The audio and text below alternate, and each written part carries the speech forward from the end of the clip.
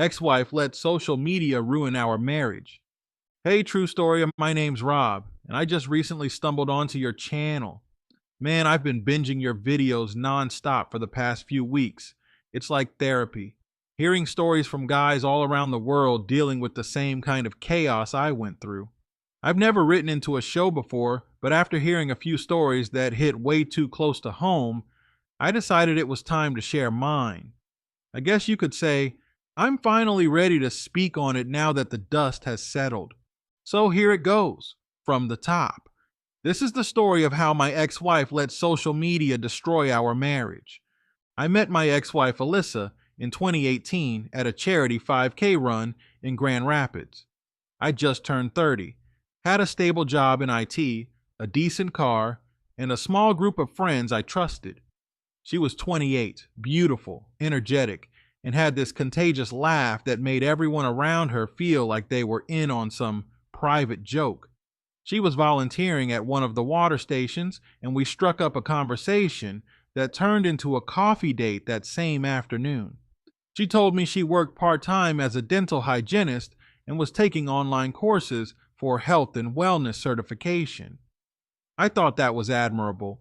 Someone who wanted to better herself and help others. For the first year, things were solid. I'm not gonna lie, she made me feel like the luckiest guy on earth. We went on road trips, hiked trails up north, and even spent a weekend in Chicago, where she surprised me with tickets to a Cubs game. She said she wasn't into sports, but seeing me happy made it worth it. Looking back, that should have been a small red flag. Her doing things she didn't like just to be liked. But I chalked it up to relationship effort. I wasn't thinking about red flags back then. I was just a man in love. We got married in the fall of 2019. It was a modest but beautiful ceremony at a lakeside venue with all our close family and friends present. She looked stunning in her dress, and I remember thinking, I really found my person. I was proud to be her husband. Things started changing about a year into the marriage, and I'm not talking about small stuff. I'm talking about a shift in her personality. It started subtly. She got really into TikTok during the pandemic. At first, I didn't think much of it. Everyone was bored, and we all needed distractions. She started posting funny skits, dance challenges, and cute videos of our dog. I actually thought it was cool at first. She was creative and seemed to be having fun. But then the content changed. It went from harmless fun to thirst traps. She'd be lip syncing to suggestive audio, wearing tight clothes or barely any at all, flipping her hair in slow motion, biting her lip, all the classic bait moves. I didn't want to be the overbearing husband, so I played it cool at first. But inside, it didn't sit right with me. She started spending hours on TikTok. I'd wake up and see her scrolling. I'd come home from work, and she'd be on the couch with the app open. Dinner conversations turned into her shoving her phone in my face saying, "Look at this trend," or "We should do this couple's challenge." The problem was, these trends started getting raunchier, and the couple videos were often her doing them solo when I wasn't even home. We stopped having real conversations. Physical intimacy dropped off, and anytime I tried to talk about it, she brushed me off. I remember once saying, "I feel like TikTok gets more of your attention than I do," and she just laughed and said, "Don't be so dramatic." One night, curiosity got the better of me. I'd never snooped through her stuff before, but I felt like something was off. She had gone to bed early, left her phone on the couch, and I opened the TikTok app, not to invade, but to see if I was just being paranoid. What I found felt like a punch to the gut. Her DMs were flooded with messages from guys, many of them repeat senders. Some were just throwing out compliments. Others were begging her for attention, offering money, or trying to impress her with material things. But one message in particular made my blood run cold. A man named Chris had messaged her something like, "I swear I'll buy you a big house, screw you through the bed every night, and hand you my credit card. Just say the word." "The worst part?" She replied, "You're tempting me more and more every day, LOL." There were other guys too, dozens of them. Some lived out of state, others were within driving distance. She was eating up all the attention like she hadn't been married for 3 years. She'd send them selfies, flirty messages, even told one guy that I don't get her the way they do. I didn't confront her right away. I needed to be sure. I scrolled back weeks and found a thread where she and a guy from Pittsburgh had been planning to meet. He told her he was willing to drive to Michigan just to see her. She said she was free the coming Saturday because she'd be at her sister's house babysitting. That was a night she had told me she was watching her niece and nephew until midnight. I remember that night clearly because I brought her a coffee and left it on the porch as a surprise. She texted thanks and said the kids were finally asleep. But according to the DMs, she was at a hotel with this guy, hooking up. I waited until the next day to confront her. I was calm, maybe too calm. I asked her how her night went. She said it was tiring, and she barely got any sleep because the kids were so hyper. I asked if she saw anyone else. She looked confused. Then I told her I knew. I laid out everything: messages, names, screenshots, even the time-stamped hotel check-in from his story that I tracked down through mutuals. Her face went blank. She tried to act like I was being crazy, then defensive. She said I was insecure, paranoid, overreacting, that it's not like we did anything serious. I asked, "Did you sleep with him?" She wouldn't answer. She just kept repeating that I was being controlling. That was it for me. I packed a bag and left that afternoon. Moved into a buddy's basement while I got my ducks in a row. A few days later, I filed for divorce. She was stunned, thought I wouldn't actually go through with it. She tried calling, texting, even had her sister reach out and say I should talk things through like an adult. But I was done. I saw who she really was, the version of her that social media amplified and exposed. And man, let me tell you, once I got away, I felt like a weight had been lifted. I started sleeping better. I had peace again. No more walking on eggshells. No more competing with strangers online for my wife's attention. Looking back, the red flags were always there. I ignored them because I wanted to believe in the woman I fell in love with. She was addicted to validation, even early on. Always needing compliments, always talking about who looked at her, who messaged her, who liked her. She would twist things around whenever we had a disagreement, turning herself into the victim and making me feel guilty for raising concerns. And the biggest one, she couldn't be alone. She needed constant interaction, constant stimulation, constant feedback from others. TikTok didn't create the problem, it just magnified it. I learned a hard lesson. Marriage requires two people grounded in reality, not one of them living in a fantasy world of filters, fake attention, and online worship. I wasn't perfect, but I was loyal, present, and committed, and it still wasn't enough for her. Now, I'm focused on me. I hit the gym again, reconnected with friends I'd lost touch with, even started seeing a therapist just to unpack everything and make sure I don't carry that baggage into my next chapter. And I'll tell you what, I feel free. I've been on a few dates, but I'm not in a rush. I'm building myself back up piece by piece, stronger than before. And when I'm ready, I know I'll find someone real, someone grounded, someone who wants connection over clout. I want to backtrack a bit and talk about the good times, just to give a full picture, because it wasn't all bad. That's what made it so hard to leave at first. There were moments where I truly believed Alyssa and I were building something special. Our first year of marriage was honestly beautiful. She decorated the apartment like it was straight out of a Pinterest board. She made these little homemade wall art pieces with our initials, made our living room cozy, and even got us matching mugs that said Mr. and Mrs. Estes 2019. I felt like I was in a rom-com.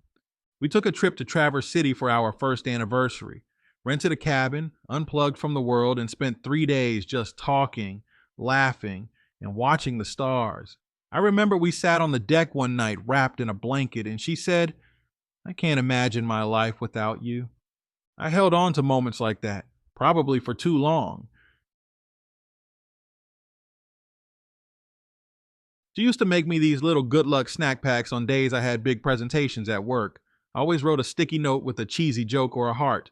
She'd get up early just to brew coffee when I had to leave early. Stuff like that made me feel seen. That version of Alyssa is who I married. But over time, that version started fading. And in her place came someone I didn't recognize. The shift started small. She started filming everything. Like, everything. At first, it was little things, our dog doing something silly or her new smoothie recipe. But soon it turned into full-on content creation. She wasn't just documenting life anymore, she was curating it for views. I'd be brushing my teeth in the background and suddenly hear, Babe, can you move? I'm filming.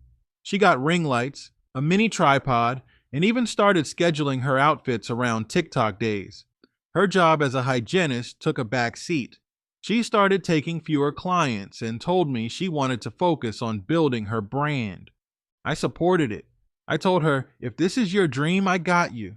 Just don't let it change you. I meant that. But she did change. Our conversations turned into one-sided updates about her follower count.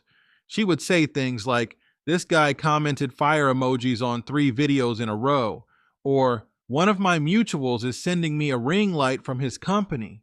That didn't sit right with me. Why was a grown man sending my wife equipment? When I brought it up, she said I was being jealous and controlling. Jealous of a man who only knew her through 15-second clips? Maybe I was, but I don't think it was jealousy.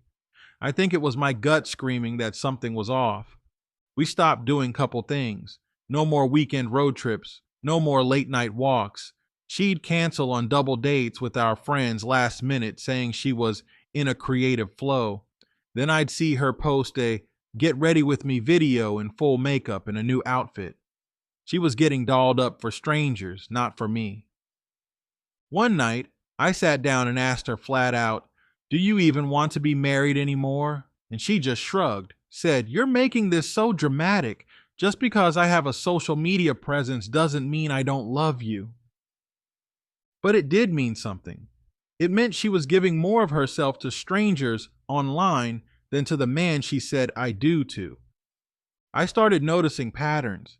She'd disappear into the bathroom for long stretches, phone in hand. I caught glimpses of messages she quickly swiped away. She started putting a passcode on her phone, which was new. She never used to do that. And then came the message, the one that cracked the whole thing wide open. Chris from Pittsburgh.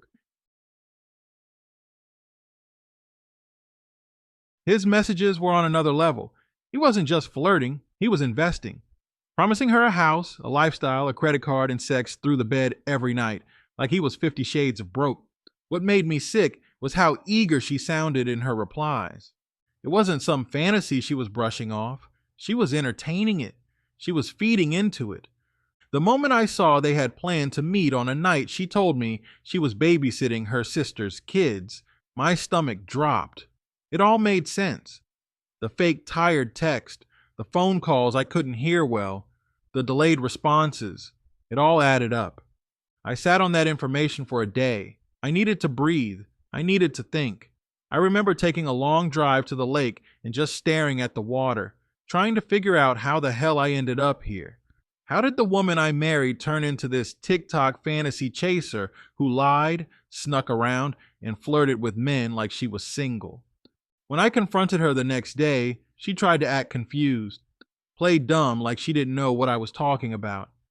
Then she got angry. She spun it on me. You're spying on me? You don't trust me? This is why I don't talk to you about stuff. I asked her again, did you sleep with him? She just said, I don't owe you an answer if you're going to come at me like this. I knew what that meant. Silence is an answer.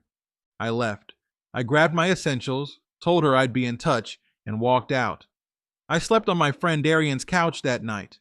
I hadn't cried like that since my dad passed, not just because she cheated, but because I realized The version of us I had in my head was already dead.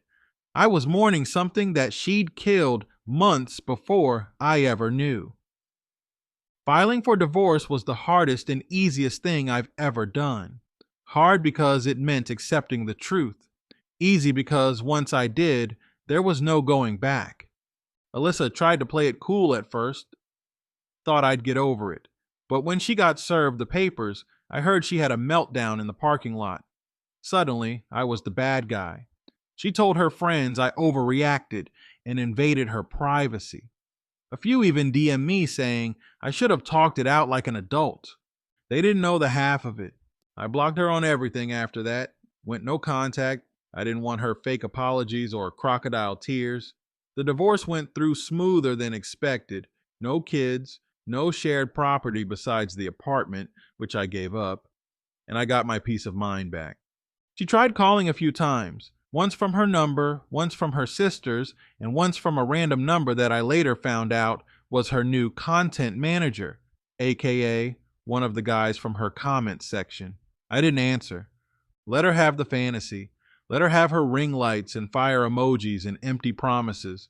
Since the divorce, life has been different, but in the best way possible. I started focusing on myself again. Picked up hobbies I'd abandoned.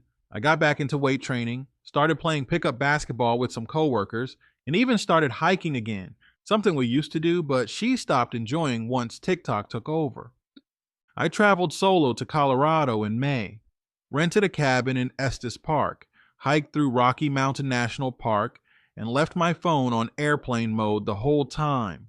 No cameras, no curated content, just me, nature, and silence. It was healing in ways I didn't even realize I needed. I reconnected with old friends, people Alyssa slowly pushed away because they didn't, Rocky Neck, match her vibe or understand her hustle. Funny how once I got rid of her, I got my people back. Therapy helped too. I wasn't ashamed to go. I needed someone unbiased to help me work through the guilt, the self-doubt, the what ifs. I've since learned I wasn't crazy. I wasn't insecure. I was a man who saw the warning signs and finally had the strength to walk away. To any man listening to this or reading it, don't ignore your gut. If your partner is more invested in validation from strangers than the connection you built together, pay attention. If she dismisses your concerns, gaslights you, or makes you feel small for expressing pain, that's not love. That's manipulation. Alyssa didn't ruin me. She revealed me. She showed me how strong I can be, how peaceful life can be when you remove the drama, and how freeing it is to live without constantly wondering if you're enough. Now, I sleep easy. I breathe deeper. I smile more. And if I ever do love again, I'll love smarter, not harder. Thanks again for giving men a space to be heard true story. You're doing real work. Rob from Michigan.